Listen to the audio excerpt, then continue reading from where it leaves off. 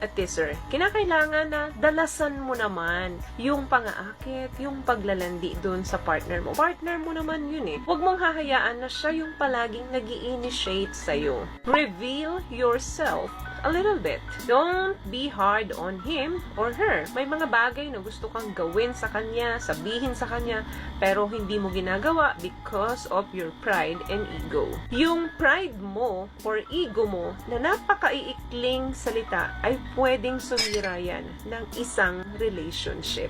So, meaning, hindi kailangan ng pride or ego kapag nag-e-express tayo ng pagmamahal dun sa taong mahal natin. Number 2, make him feel loved.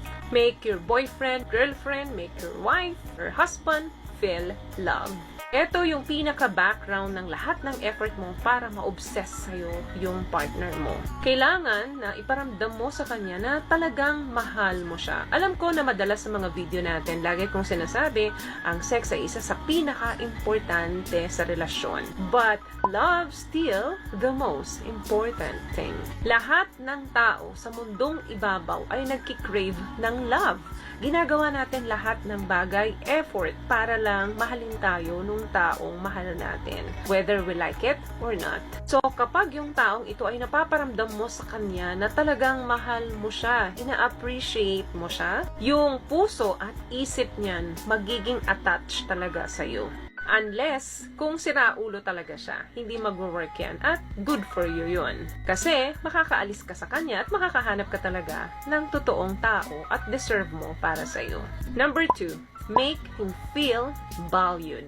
Paramdam mo sa kanya kung gaano siya kahalaga sa'yo. Kung gusto mong ma-obsess sa'yo yung partner mo, kailangan paramdam mo din sa kanya na mahalaga siya talaga sa'yo. Anong ibig kong sabihin dito? Huwag na huwag mo siyang maliliitin doon sa mga capability niya. Instead, lift him up. Madami sa atin, kapag tayo yung provider, tayo yung may malaking contribution sa pamilya, lumalaki yung ulo natin. So, pakaramdam mo, nagiging maliit sa'yo yung kakayanan nung partner mo. Naparamdam mo sa kanya kung gaano siya kaliit sa paningin mo. No, no, no. Huwag mong